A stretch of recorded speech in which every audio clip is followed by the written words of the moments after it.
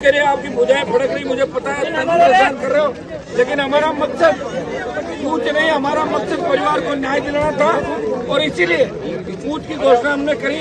मैं धन्यवाद दूंगा संग्रह विधायक का और छोटे भाई विक्रम का, विश्वविद्यालय के हमारे अध्यक्ष चेयरमैन, पूर्व अध्यक्ष अनिल चोपड़ा, हमारी पूरी जो टीम है जो राजस्थान के कोने कोने 7 दिन आप लोग बैठे रहे शांतिपूर्वक तरीके से आप इस आंदोलन को सफल बनाया। निश्चित रूप से ये आप सबकी जीत है। जो परिजनों से मेरी बात हुई है, परिजन बात करके आए हैं और हमारा डेलीगेशन परिजनों के साथ इनके साथ गया और सरकार की तरफ से डीसीपी साहब और एडीएम साहब दोनों को सरकार ने भेजा कि है यहाँ घोषणा करेंगे किन मांगों में सहमति बनी है और परिजनों को लिखित में भी अलग से दिया गया है। तो एक बार आप थोड़ा आगे करो भाई प्लीज। हाँ। सरकार का जो प्रतिनिधिमंडल था और जो प्रतिनिधिमंडल जिसमें परिजन भी थे उसमें सहमति इन मांगों पर बनी है कि एक तो जो ये प्रकरण है इसकी जांच आईजी जोधपुर रेंज विकास कुमार सर के नेतृत्व में होगी, हाँ, जोधपुर कमिश्नरेट से बाहर। दूसरा जो आरोपी एचओडी है उसके विरुद्ध एक सरकारी एडमिनिस्ट्रेटिव कमेटी बनाई गई है जो 45 दिन में अपनी पूरी जांच रिपोर्ट सबमिट करेगी, जिसमें क्या क्या लैप्सेस अगर रहे हैं कोई तो उसके बारे में वो जांच जो है पूरी संपूर्ण रिपोर्ट सबमिट करेगी। तुरंत प्रभाव, तीसरी बात तुरंत प्रभाव से उसको एपीओ किया गया है, हटा दिया वहाँ से। और नौकरी एक जो सरकार का एक प्रोजेक्ट है गवर्नमेंट ऑफ इंडिया का, उसमें परिजनों को जो भी ये बताएंगे वाइफ को और उनको एक नौकरी सरकार की तरफ से इनको दी गई है जिसपे सहमति उनकी बनी है।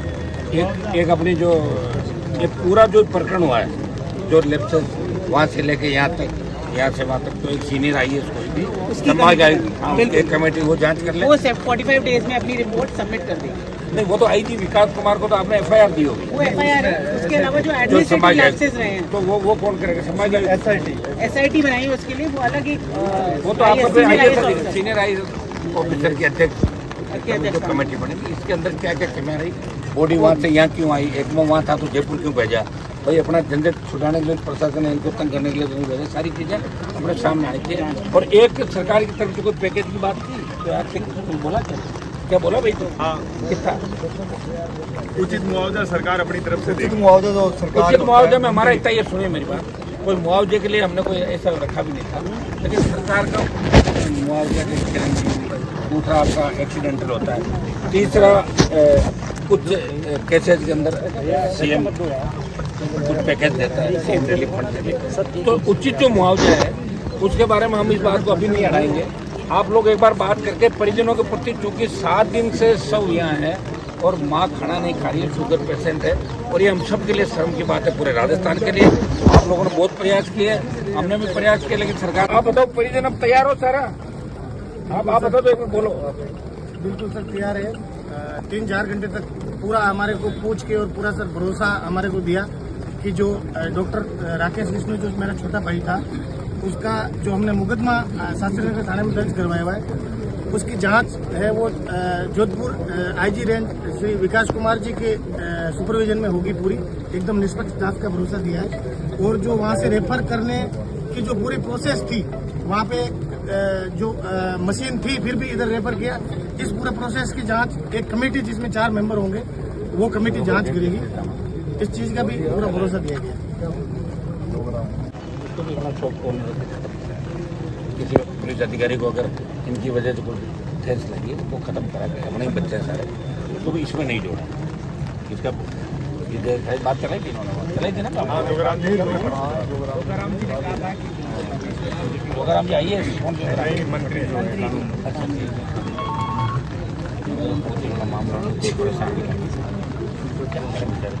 घर परिवार तो भाई ठीक है। तो थोड़ा कुछ तो एकदम मना इसे थोड़ी देर करवा ना। परिवार की सहमति होगी। नहीं तो फिर निकलेंगे ना हमारे घर तो इधर ही कूद के।